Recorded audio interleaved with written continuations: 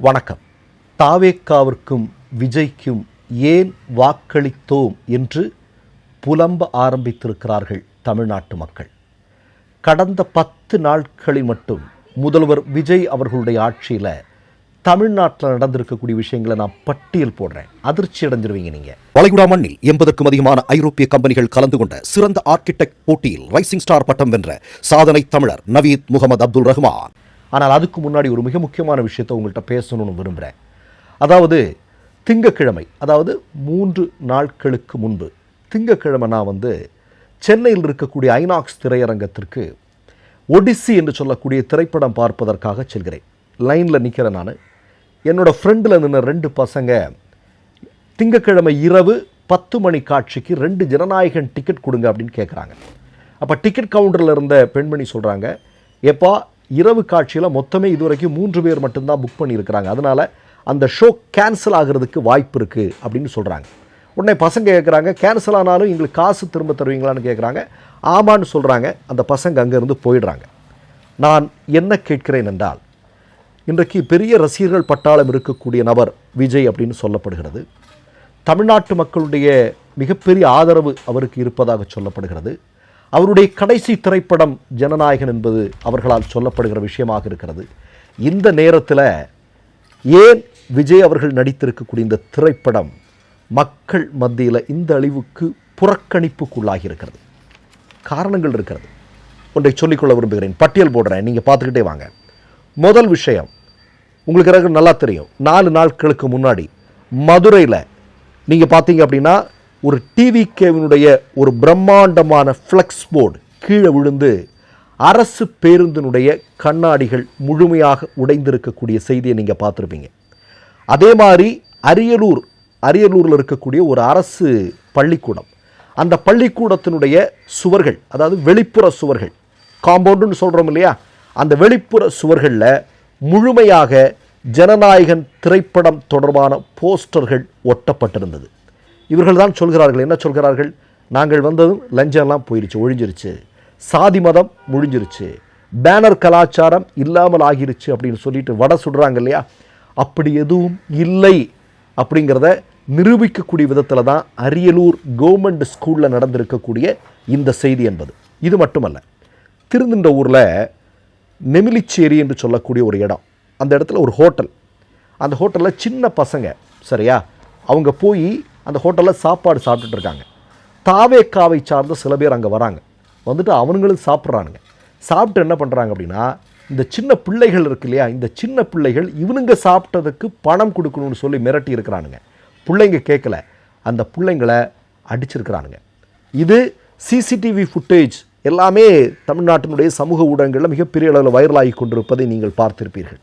இது மட்டுமல்ல, கன்னியாகுமரி மாவட்டத்தில் திருநந்திக்கரை என்று சொல்லக்கூடிய ஒரு இடம், அந்த இடத்துல திருமணமான ஒரு பெண்ணுக்கு ஒரு தாவேக்கா நிர்வாகி ஒருத்தன் பாலியல் தொல்லை கொடுத்திருக்கிறான். அதன் வழியாக என்ன பண்ணியிருக்கிறாங்க, அந்த பெண்மணி என்ன பண்ணியிருக்கிறாங்க அப்படின்னா சூசைட் பண்ணியிருக்கிறாங்க.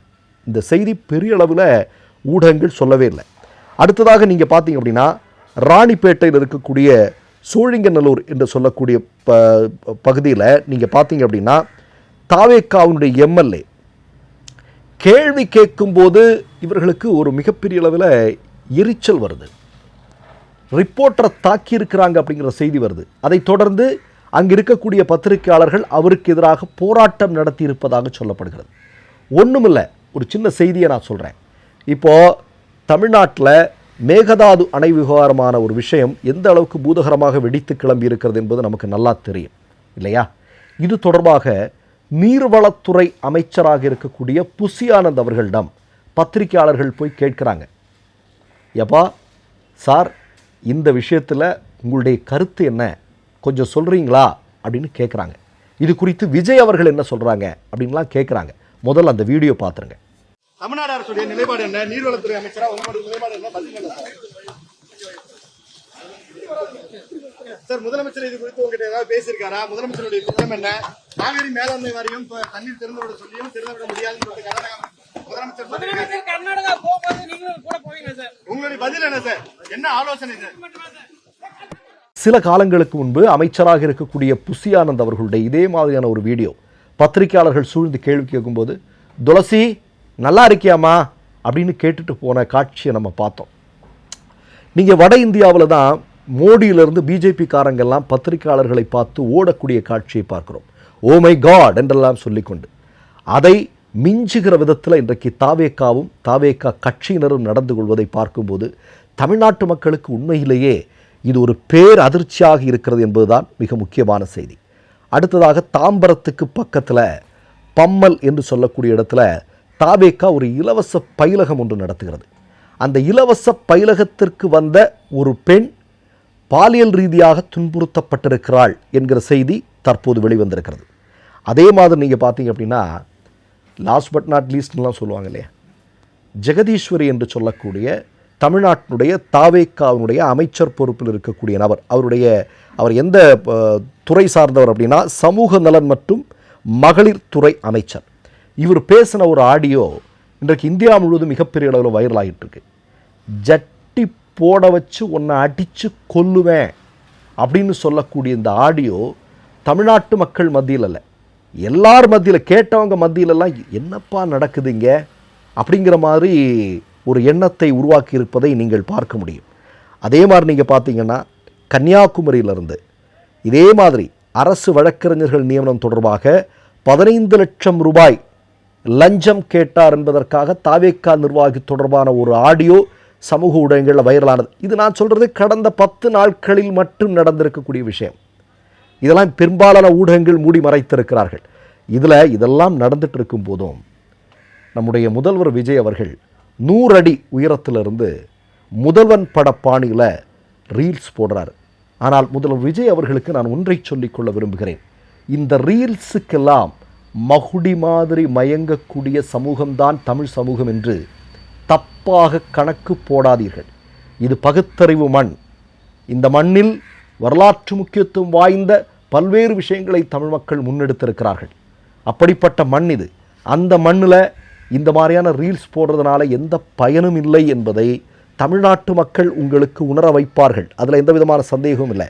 ஒன்றை சொல்லிக்கொள்ள விரும்புகிறேன். நீங்கள் ஏன் 100 அடி உயரத்தில் இருந்து ரீல்ஸ் போட்டிங்க அப்படின்னா, அன்றைக்கு தமிழ்நாட்டையும் தமிழ்நாட்டு மக்களையும் பாதிக்கக்கூடிய மிக முக்கியமான பிரச்சனைகளை எல்லாம் இன்றைக்கு வெடித்து கிளம்பியிருந்த நேரம் அது இல்லையா? மேகதாது விவகாரம், காவிரியில் தண்ணி இல்லை. இப்போ உங்களுக்கெல்லாம் நல்லா தெரியும், மதுரையில் ஆடிப்பெருக்கு வரக்கூடிய நேரம் கடந்த 5 வருட காலத்தில், அதாவது திராவிட முன்னேற்ற கழகத்தினுடைய ஆட்சியில் இந்த மாதிரியான ஒரு சூழல் இருந்ததே இல்லை. ஆனால் இப்போது இருக்கிறது இல்லையா? அதே மாதிரி தமிழ்நாட்டு மாணவர்களுக்கு கிடைக்க வேண்டிய அந்த மருத்துவ இடங்கள் இன்றைக்கு ஒன்றிய அரசு கிட்ட போயிருக்கு இல்லையா? வந்தே மாதரம் பாடல் முதலிடத்திற்கு வரப்பட்டிருக்கிறது. தமிழ்தாய் வாழ்த்து 3ஆம் இடத்திற்கு தள்ளப்பட்டிருக்கிறது. இப்படியெல்லாம் போயிட்டுருக்கு. இதில் பதில் சொல்ல முடியாமல் தவித்து கொண்டிருப்பவர்கள் ரீல்ஸ் போட்டு ஏதாவது பண்ண முடியுமா அப்படின்னு பார்க்குறீங்க. உங்களுடைய பலகீனம் எங்களுக்கு புரிகிறது. நிச்சயமாக தமிழ்நாட்டு மக்களை நீங்கள் தவறாக எடை போடாதீர்கள். அது ரொம்ப முக்கியமான விஷயம். ஏன்னா இந்த மண் பெரியாராலும் ராமலிங்கராலும் வைகுண்டசாமியாலும் மகத்தான சிங்காரவேலராலும் அதே போன்று நீங்கள் பார்த்தீர்களானால் வஉசி மாதிரியான மகத்தான ஆட்களால் பயிற்றுவிக்கப்பட்ட பதப்படுத்தப்பட்ட மண் இது. அந்த மண்ணில் இந்த ரீல்ஸ் அரசியல் எடுபடாது என்பதை சொல்லிக்கொள்ள விரும்புகிறேன். மற்றொரு நிகழ்வில் சந்திப்போம். நன்றி, வணக்கம். 3 யூடியூப் சேனல்கள் வியாபாரத்திற்கு இருக்கிறது. தேவைப்படுபவர்கள் இந்த எண்ணுக்கு தொடர்பு கொள்ளுங்கள். மை நேம் இஸ் ரெட் சேனலை சப்ஸ்கிரைப் பண்ணிக்கோங்க. அதுக்கப்புறமா பக்கத்தில் இருக்கிற ஜாயின் பட்டனை கிளிக் பண்ணீங்கன்னா ஒரு நியூ பேஜ் ஒன்று ஓப்பன் ஆகும். அதுலேயும் ஜாயின் பட்டனே கிளிக் பண்ணிக்கோங்க. அதில் பார்த்தீங்கன்னா credit card, debit card options இருக்கு. இதில் உங்களுக்கு விசா, மாஸ்டர் கார்டு, ரிப்பே அப்படின்னு 3 ஆப்ஷன்ஸ் கொடுத்துருக்காங்க. அதில் நீங்கள் எந்த கார்டு சூஸ் பண்ணுறீங்களோ அந்த கார்டோட நம்பர் என்டர் பண்ணிக்கோங்க. அப்புறமா கார்டோட வேலிடிட்டி மந்த் அண்ட் இயரை டைப் பண்ணிக்கோங்க. அடுத்தபடியா உங்க கார்டோட பின்னால CVC கோடுன்னு சொல்லிட்டு 3 நம்பர்ஸ் கொடுத்துருப்பாங்க. அந்த நம்பரை இதில் என்டர் பண்ணிக்கோங்க. அப்புறமா அட்ரஸ் அண்ட் இன்ஃபர்மேஷன் என்டர் பண்ணிட்டு பைங்கிற பட்டனை கிளிக் பண்ணிக்கோங்க. ஒருவேளை உங்க கார்டு நம்பர் இன்வாலிட்னு காமிச்சிச்சுன்னா உங்க கார்டுல இன்டர்நேஷனல் யூசேஜை எனேபிள் பண்ணுங்க.